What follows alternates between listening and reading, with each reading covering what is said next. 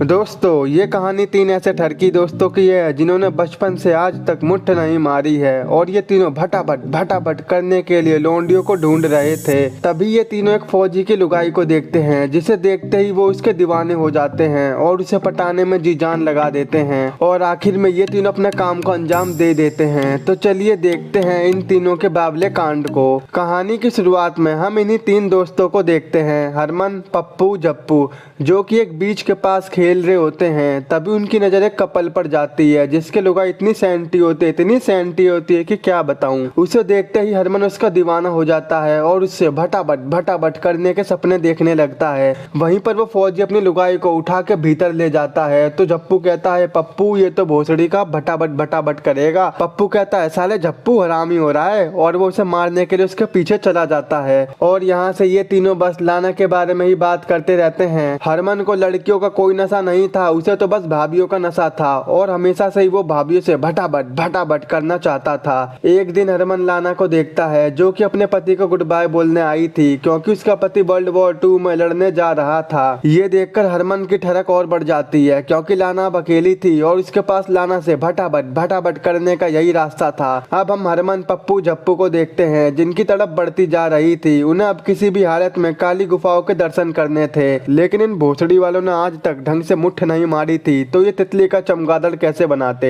इसीलिए अगले दिन पप्पू अपने पापा की कामा सूत्रा की किताब चुरा कर ले आता है जिसमें एक से एक मुट्ठ मारने के स्टाइल और दुकान से गोदाम बनाने के मंत्र लिखे थे। ये पढ़कर इनमें ज्यादा ही ज्ञान आ जाता है। अबे भोसड़ी वालों, इतनी मेहनत से तुमने अगर किताबें पढ़ी होती तो तुम आज IAS वाईएस बन गए होते। दूसरी तरफ लाना बीच पर धूप सेकने आती है, यानी कि विटामिन D के मजे ले रही होती है। वहीं पर ये तीनों गांडू भी होते हैं जो उसे बड़े मजे से देख रहे थे, लेकिन हरमन की गांड पहले से ही हवा दे रही थी। पर फिर भी वो हिम्मत करके जैसे ही लाना के पास जाता है तो जप्पू पप्पू से कहता है, लाना तुम इसे दूध मत पिलाना, ये भोसड़ी का पक्का है तुम्हारा दीवाना। ये सुन हरमन भागते हुए कहता है, अबे भोसड़ी वालों, पागल हो क्या, मेरी झंड करा दी। इसी बात से पप्पू और हरमन में लड़ाई हो जाती है और अब ये लड़ाई बढ़ जाती है जिससे पप्पू हरमन की नाक फोड़ देता है और फिर वो दोनों वहां से भाग जाते हैं। शाम को हरमन मार्केट में लोंडियों को ताड़ने जाता है। तभी वो लाना को देखता है कि वो अपने सामान को उठा नहीं पा रही। ये देख वो लाना के पास जाता है और उसकी हेल्प करने लगता है। वो उसका सामान उठाकर उसके साथ काफी गंदी बातें करता है जिस पर लाना भी शर्मा जाती है। ऐसे ही वो दोनों घर पर पहुंच जाते हैं। वहीं लाना हरमन को थैंक यू बोलने के लिए उसके लिए कॉफी बनाती है, पर उसे क्या पता था ये तो लाना की कॉफी पीना चाहता है। जब हरमन कॉफी पी रहा था तो उसकी जीभ जल जाती है। ये देख लाना उस पर काफी हंसती है तो वो कहती है, तुम क्या करते हो और तुम्हें क्या पसंद है। हरमन कहता है, मुझे तुम पसंद हो और मुझे ढोल बजाना भी बहुत पसंद है, बजा के दिखाऊं। तो लाना कहती है, अभी नहीं, कभी और। वहां से बाहर आने पर पप्पू और जप्पू उसे लाना के घर से आते हुए देख लेते हैं तो वो कहते हैं, भोसड़ी के मजे लेके आ रहा है। तो हरमन कहता है, कहाँ यार, अपनी तो किस्मत ही खराब है। तो इस पर पप्पू कहता है, कोई बात नहीं, आज तीनों भाई मूवी देखने चलेंगे। रात को ये तीनों मूवी देखने जाते हैं। तभी पप्पू तीन लौंडियों को देखता है तो उन्हें देखकर वो उनके पास जाता है। पप्पू लारा नाम की लौंडिया से कहता है, क्या तुम मेरे साथ मूवी देखोगी, क्योंकि तुम भी तीन हो और हम भी तीन हैं। जिस पर वो हाँ कर देती है। इसके बाद पप्पू हरमन और जप्पू को उनसे मिलवाता है। हरमन तो उससे मिल लेता है लेकिन जप्पू की गांड फट जाती है और वो वहां से भाग जाता है। अब ये चारों ही मूवी देखने के लिए लाइन में लग जाते हैं। तभी वहां पर लाना आती है। वो हरमन को कल अपने घर पर किसी काम से बुलाती है। अब ये काम कौन सा है वो तो हमें कल ही पता चलेगा। इसके बाद मूवी देखते समय पप्पू लारा की चुम्मी लेने की बहुत कोशिश करता है पर लारा उसे घंटा भाव नहीं देती। वहीं वो दो चोटी वाली लौंडिया खुद हरमन को पिपला रही थी, ओ बेटे हमारी जिंदगी भी ऐसी बना दो यार। अगले दिन हरमन चॉकलेट वाला परफ्यूम लगाकर लाना के घर पर आता है, लेकिन वहां जाते ही लाना हरमन से अपने घर का काम करवाने लगती है। उसे लग रहा था आज तो मैं लाना से भटाभट करूंगा, पर ऐसा कुछ भी नहीं हो पाता।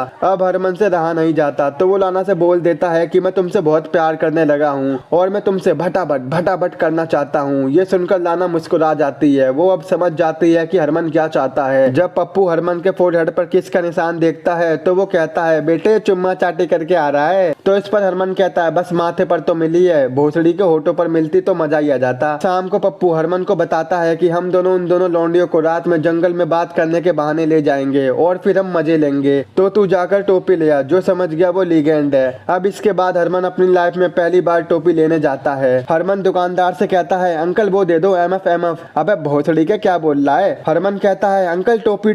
तो वो कहता है, बेटा पहली बार है क्या। तो वो कहता है, हाँ ये ले बेटा, फ्री में ले जा।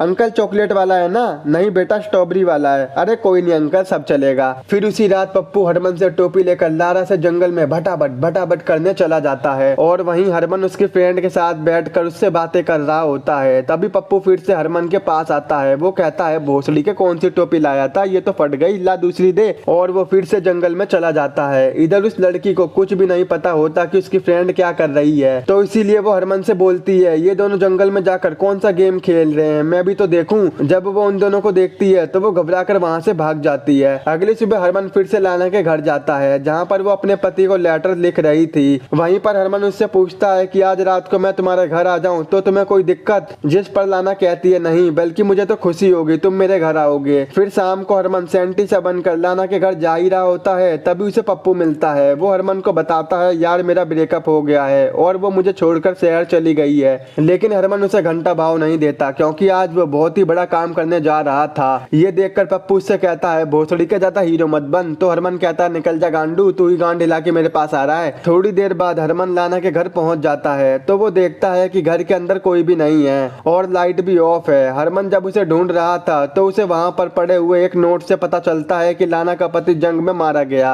उसे पढ़कर वो भी शौक हो जाता है। तभी कमरे से रोते हुए लाना बाहर आती है और वो खूब रो रही थी। अब हरमन उसे रोता हुआ देख खुद भी सड़ा सा मुंह बना लेता है और कहता है, मैं तेरी तितली का दर्द समझ सकता हूँ, तुझे अपने पति से ज्यादा हैंडपंप की भूख है। इसके बाद लाना गाने चालू कर देती है और हरमन को अपने साथ आशिक बनाए पर डांस करने को कहती है। अब भाई पति के मरने पर भला डांस कौन करता है, खैर छोड़ो। फिर वो दोनों डांस करते हैं, जहाँ पर लाना को चुलबुली होने लगती है और वो हरमन को किस करती है और फिर वो उसे उसके रूम में ले जाती है। फिर ये दोनों वही करते हैं जो हरमन चाहता था। अब हरमन का काम पूरा हो जाता है तो वो वहाँ से जाने लगता है और लाना भी उसे जाने से पहले गुड नाइट कहती है और फिर हरमन वहाँ से चला जाता है। और ये रात हरमन की आखिरी रात थी। इसके बाद वो उसे कभी नहीं मिली, जिससे हरमन काफी दुखी और परेशान था। तभी वहाँ पर पप्पू आता है और वो दोनों आपस में बात करके अपने झगड़े को खत्म करते हैं और फिर ये दोस्त बन जाते हैं। इसके बाद हरमन वहाँ से उठकर एक बार फिर से लाना के घर जाने की सोचता है। वहाँ से जाते जाते वो हरमन के लिए एक नोट भी छोड़कर जाती है, जिस पर हरमन का नाम लिखा था।